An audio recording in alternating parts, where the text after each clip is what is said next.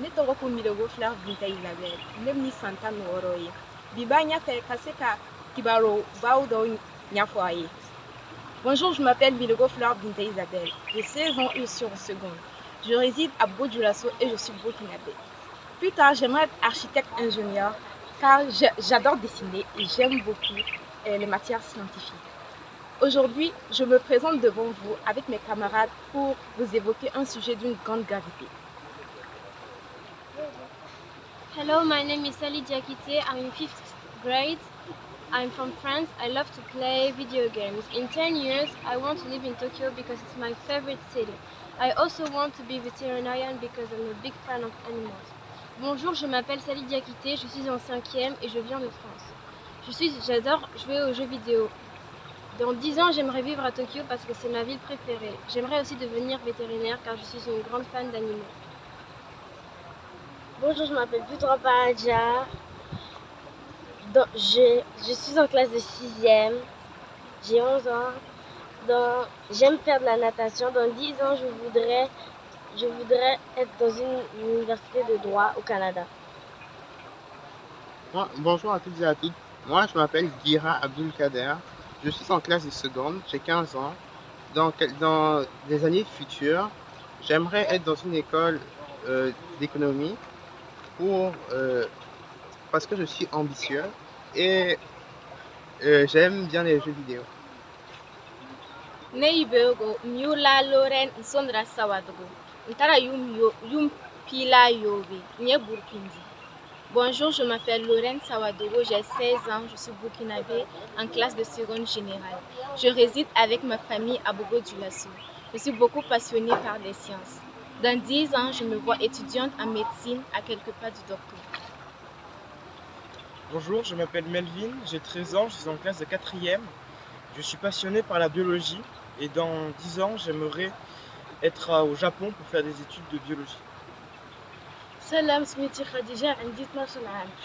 أنا عايشة في بوبو ديولاsso. Bonjour, je m'appelle Kounia Khadija, j'ai 12 ans et je vis à Bobo Dioulasso. Dans 10 ans, je me vois dans une école d'architecture. Bonjour, je m'appelle Rodraogo Ramata et j'ai 14 ans. Je suis quelqu'un de très ambitieuse et dans 10 ans, je me vois être commerçante et peut-être même faire le tour du monde.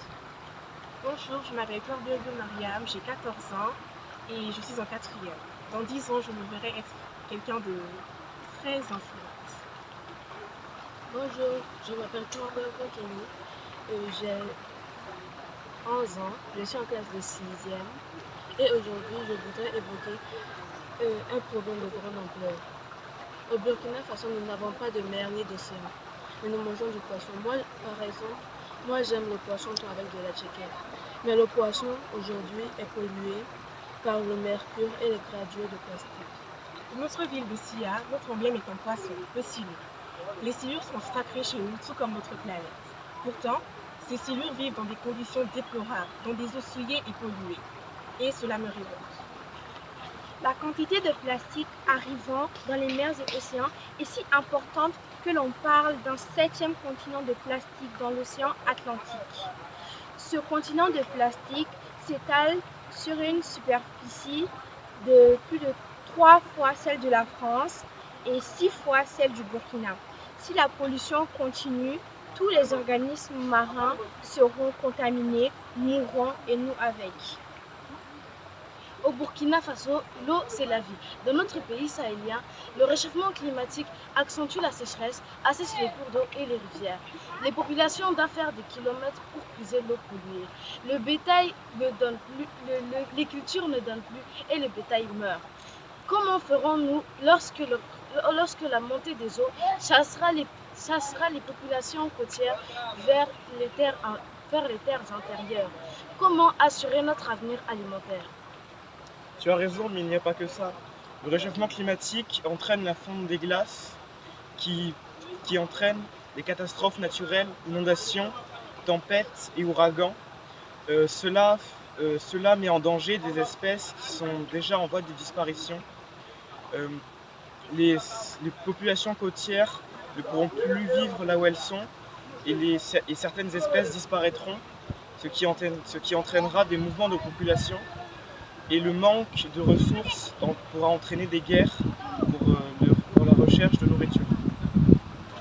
Face à cette hécatombe, face à ce désastre, face à ce chaos, moi je m'engage à trier mes déchets et à créer un compost dans ma cour pour valoriser les déchets organiques. Ainsi, je contribuerai à l'amélioration des terres arables et donc à la production agricole de mon pays. Moi, je m'engage à consommer local afin de limiter au maximum l'utilisation d'objets plastiques. De plus, j'ai des aliments dont je connais la qualité pour les avoir vus grandir. Et de plus, je limiterai considérablement le transport dû au gaz à effet de serre de ces marchandises. Je m'engage à sensibiliser mon entourage et je m'engage à sensibiliser mon entourage à recycler et trier leurs déchets et aussi à utiliser des sacs de fibres naturelles au lieu des sachets plastiques, des bouteilles de verre et de métal au lieu des bouteilles en plastique. Moi, je m'engage à utiliser des moyens de transport plus doux. J'aimerais faire du vélo, mais dans ma ville, à Bobo-Dioulasso, c'est très dangereux à cause de la circulation.